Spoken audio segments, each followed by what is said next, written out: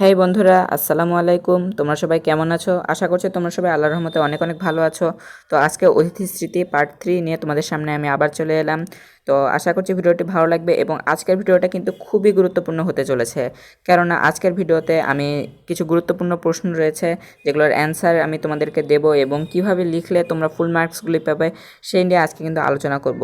তো যে প্রশ্নগুলো রয়েছে সেগুলোর মধ্যে অন্যতম হলো যে অনুধাবনমূলক প্রশ্ন হিসেবে আসে আতিথ্যের মর্যাদা লঙ্ঘন বলতে কি বুঝো, এইটা। তারপরে যে এই অতিথি উপবাস করে থাকে কেন, সেটা। এই যে এখানে আছে আমার অতিথি করে উপবাস, এইটা কেন এটা বলা হয়েছে, এই সব কিছু নিয়ে আজকে আমি আলোচনা করব। তো আশা করছি ভিডিওটি ভালো লাগবে এবং এই সকল শুধু এই প্রশ্নগুলো না, এছাড়াও আরও যে সকল এমসিকিউ হয়ে থাকে, বড় বড় যে প্রশ্নগুলো আসে গ ঘ, সেগুলো নিয়েও আজকে আলোচনা করব। তো আশা করছি ভিডিওটি তোমাদের ভালো লাগবে, ভিডিওটি সম্পূর্ণ দেখার অনুরোধ করছি। আচ্ছা, তা চলো আজকের পার্টটা আমরা শুরু করি। গত যে পার্টটা সেখানে কিন্তু আমি আলোচনা করেছিলাম এই পর্যন্ত। হ্যাঁ, এই পর্যন্ত আমি আলোচনা করেছিলাম। আজকে আলোচনা করব পরদিন থেকে। এই যে পরদিন, এখান থেকে আজকে আমরা আলোচনা করব। তো চলো শুরু করি। পরদিন সকালে বাইরে এসে দেখি গেটের বাইরে দাঁড়িয়ে আছে আমাদের কালকের অতিথি। কালকের অতিথি বলতে এখানে কিন্তু কুকুরটাকে বলা হয়েছে, কেননা গত পার্টে আমরা আলোচনা করেছিলাম কুকুরের সাথে লেখকের যে পরিচয় হলো সেটার কাহিনীটা অনুধাবনমূলক প্রশ্ন হিসাবে আসুক কিংবা গ অথবা খ, যেভাবে আসুক তোমরা অ্যান্সার করতে পারবে আশা করছি। যারা দেখেছো তাদেরকে অসংখ্য ধন্যবাদ এবং যারা দেখোনি আজকে ভিডিওটা নতুন দেখছো, গত আরও 2টি পার্ট আছে, সেগুলো তোমরা দেখে আসতে পারো। লিঙ্ক ডেসক্রিপশন বক্সে দিয়ে দেবো, এছাড়া ভিডিওর এন্ডেও আমি লিঙ্কটা দিয়ে দিচ্ছি। তো এই নিয়ে আলোচনা করা হয়েছে। আচ্ছা, তা বললাম কাল নেমন্তন্ন করেছিলাম এলিনে কেন। তা এলিনে কেন এখানে বলতে কিন্তু কুকুরটা যে কেন আসেনি সেটা বলা হয়েছে। আসেনি এটা কিন্তু অনুধাবনমূলক প্রশ্ন হিসেবে আসে যে কুকুরটি কেন লেখকের দাওয়াত গ্রহণ করেনি। এটার কারণ হলো যে তার মধ্যে যে ভয় ছিল, সংকট ছিল। কেননা কুকুরকে তো মানুষ এইভাবে ডাকে না যে আয় আমার বাসায় আয়, কেননা কুকুরকে তো সবাই তাড়িয়ে দেয়, কিন্তু লেখক কিন্তু কুকুরটিকে ডেকেছিল। তো এটা কুকুরের জন্য ছিল নতুন, যে কোনো ফাঁদ নাকি, তো এই জন্য আসলে যায়নি, কিন্তু পরের দিন চলে এসেছে। আচ্ছা, পরের লাইনে পড়ি, তাহলে এর উত্তর হয়তো আমরা জানলেও জানতে পারি। জবাবে সে মুখ পানে চেয়ে ল্যাজ নাড়তে থাকলো, ঘন ঘন ল্যাজ নাড়তে থাকলো। কুকুরটা কিন্তু জবাব দেয় কিন্তু সবসময় ল্যাজ নাড়ার মাধ্যমে, কেননা কুকুর তো বলতে পারে না। এই বিষয়টা কিন্তু গত পার্টে বলেছিলাম। আচ্ছা, বললাম তুই খেয়ে যাবি, মানে অতিথিকে খেয়ে যাওয়ার কথা বললো। আর শোনো বন্ধুরা, অতিথি বলতে কিন্তু এখানে কুকুরটাকে বলা হয়েছে।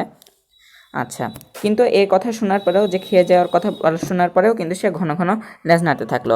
এখানে অনুধাবনমূলক প্রশ্ন হিসেবে যেটা আসে যে কুকুরটি ল্যাজ নাড়ার মাধ্যমে কেন সবসময় উত্তর দিতে থাকে। এটার কারণ হলো যে কুকুর তো বলতে পারে না এবং সেই জন্যই সে ওই ল্যাজ নাড়ার মাধ্যমে লেখককে উত্তর দিতে থাকে।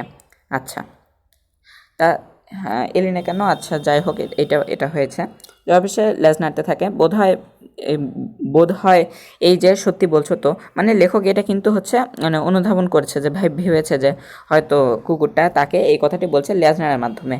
তা রাতে, এটা গেল তোমার সকালের কথা, কেননা এখানে বলেছে এ পরদিন সকালে। আমি এই যে মার্ক করে দিচ্ছি। পরদিন সকালে গেটের বাইরে এসে দেখি গেটের বাইরে কুকুর দাঁড়িয়ে আছে। এটা সকালের ঘটনা ছিল। এখন সকালটা শেষ, এবার রাতের কথা বলা হচ্ছে, ওই দিনেরই রাতে। এই যে এখানে বলা হচ্ছে রাতে চাকর এসে জানালো কুকুরটা আজ বাইরে বারান্দায় বসে আছে। বামুন ঠাকুরকে ডেকে বললাম ওকে খেতে দিস, ও আমার অতিথি, ওকে খেতে দিস।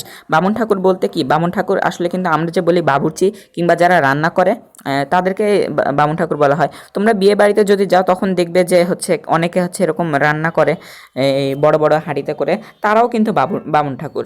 মানে সেই যুগে বামুন ঠাকুর বলতে সে বাবুর্চিকে বোঝানো হয়েছে। আচ্ছা, ও আমার অতিথি, ওকে খেতে দিস বলতে কুকুরটাকে কথা বলা হয়েছে। পরদিন খবর নিলাম, মানে এই একদিনের কথা শেষ, এটা তৃতীয় দিন। এই যে এটা তৃতীয় দিনের এটা কথা বলা হচ্ছে, যে নিলাম পরদিন খবর পেলাম যে মানে বামুন ঠাকুর কিংবা চাকর যে কেউই হোক, লেখককে এটা বলেছেন যে অতিথ্যের মর্যাদা লঙ্ঘন করে আরামে নিশ্চিন্ত হয়ে বসে আছে অতিথি, মানে কুকুরটার কথা বলেছে। তবুও বললাম যে ওকে খেতে দিও, মানে কুকুরটাকে খেতে দেওয়ার কথা বলা হয়েছে। এখান থেকে যে অনেক গুরুত্বপূর্ণ যেটা প্রশ্ন, আতিথ্যের মর্যাদা লঙ্ঘন করা, এটা অর্থ কী?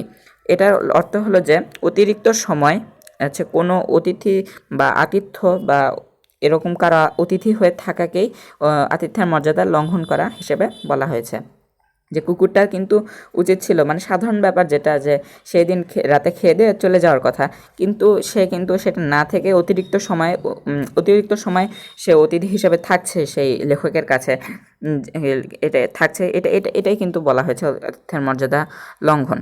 হ্যাঁ, এটা শুধু কুকুরের জন্যই নয়, ধরো তোমার বাসায় কেউ এসেছে, সে যাচ্ছে না, সে অনেক দিন ধরে আছে তো আছেই, সেই ক্ষেত্রেও কিন্তু আতিথ্যের মর্যাদা লঙ্ঘন এই কথাটি বলা হয়েছে।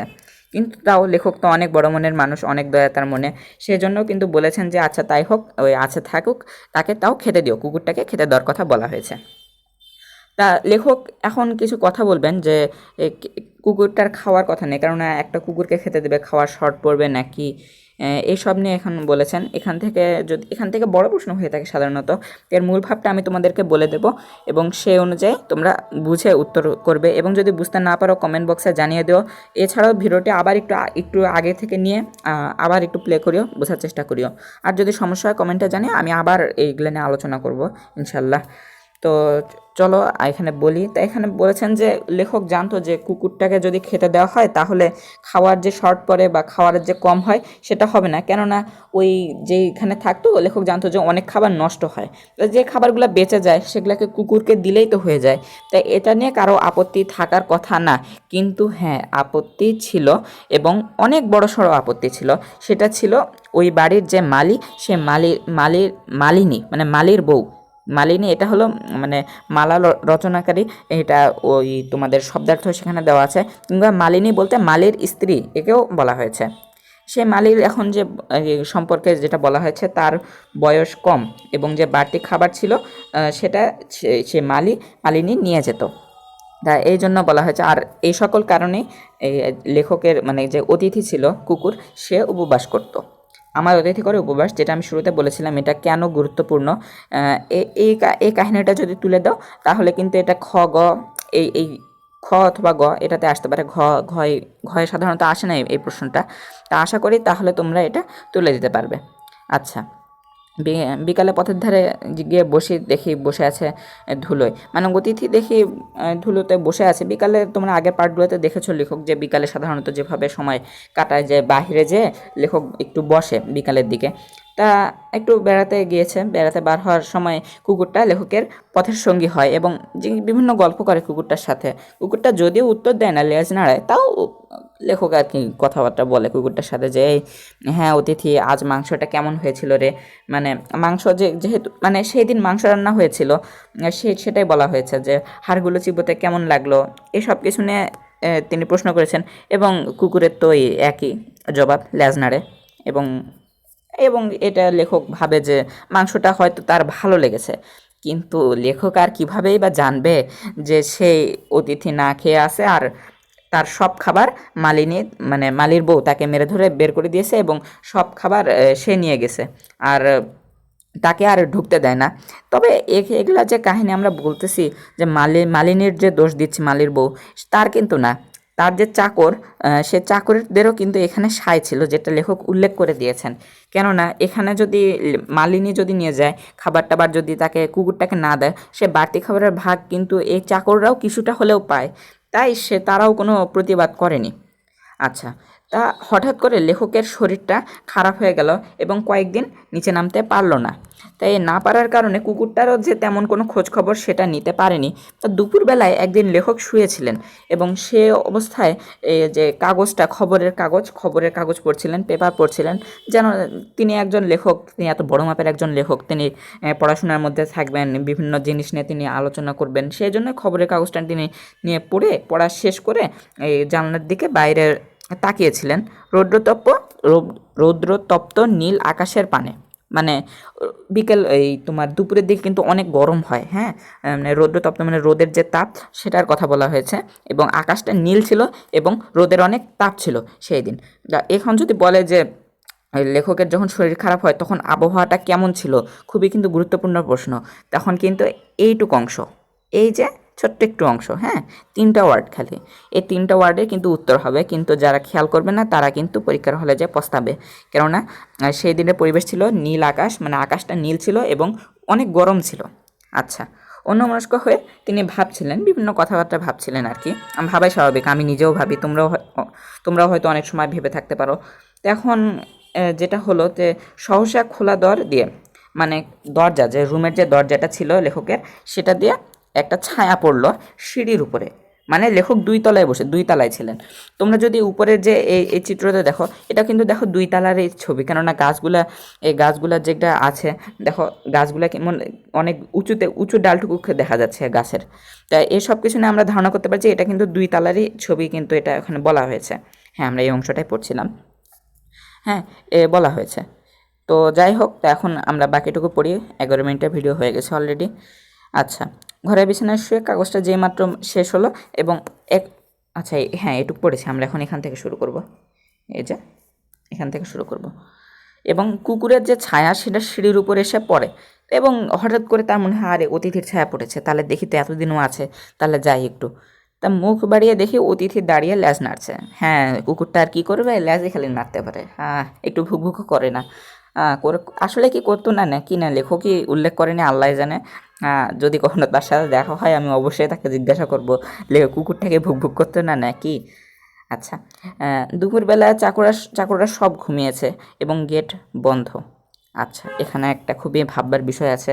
দুপুরবেলা চাকররা ঘুমিয়েছে, এই সময় অতিথি এই মানে ঢুকেছে সেই যে ঘরটা, মানে যে বাড়িটা ছিল সে বাড়ির মধ্যে ঢুকেছে। কেননা চাকররা তাকে দেখলে কিন্তু তাড়িয়ে দিত, আর লেখক অসুস্থ থাকার কারণে তারাও কিন্তু বুঝতে পারতো না।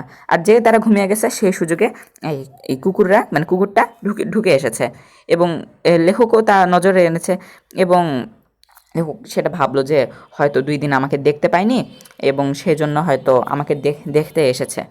এবং ডাকলাম, যে ডাকাই স্বাভাবিক, তাকে অনেক স্নেহ করে, মানে ছিল না, অতিথি ছিল না, একটা তো দয়া তো একটা আছেই মনে। না দয়া থাকলে কি ওরকম একটা কুকুরকে কেউ ডাকে? এখন ডেকেছে, বলল যে আয় অতিথি আয়, ঘরে আয়। মানে তার ঘরের কাছে, ঘরে না ঠিক, মানে ঘরের কাছে আর কি ডেকেছে। এবং সে এলো না, মানে কুকুরটা এলো না, সে দাঁড়িয়েই আবার সেই বোরিং কাহিনী, দাঁড়িয়ে ল্যাজ নাড়তে লাগলো। এ বাবা, সব কিছুকে ল্যাজ নাড়ার মাধ্যমে করে? আমি এখন কনফিউজড হয়ে যাচ্ছি আসলে ল্যাজ নাড়া দিয়ে কী আসলে বুঝাতে যাচ্ছে। ল্যাজ নাড়া দিয়ে এই পুরা কাহিনী বলতে যেত আমি বই একটা রচনা করে ফেলবো। তা জিজ্ঞেস করলাম, খাওয়া দাওয়া হয়েছে, কি খেলি আজ? আচ্ছা, খাওয়া দাওয়া হয়েছে, কী খেলে আজ? আজকের ভিডিওটা এই পর্যন্তই আমি করছি কন্টিনিউ। পার্ট 4 আসবে, অতি শীঘ্রই চলে আসবে পার্ট 4। সেখানে আমরা বাকি অংশটা, আর অল্প একটু অংশ আছে, এটা আমরা কমপ্লিট করে দেব।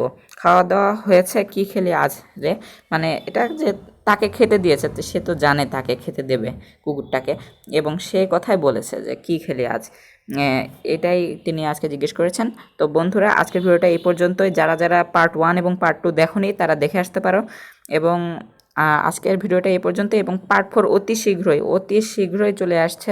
তো আমার চ্যানেলটা পাশে থেকেও সাবস্ক্রাইব করে রাখিও, এবং ভিডিওটি ভালো লাগলে লাইক দিও, এবং যদি কোনো জায়গায় বুঝতে যদি সমস্যা হয় আমাকে কমেন্ট বক্সে জানিয়ে দিও। আমি অবশ্যই রিপ্লাই দেব, এবং কি করলে তোমরা সুবিধা পাবে তাও তোমাদেরকে বলে দেবো। এতক্ষণ সাথে থাকার জন্য অনেক অনেক ধন্যবাদ।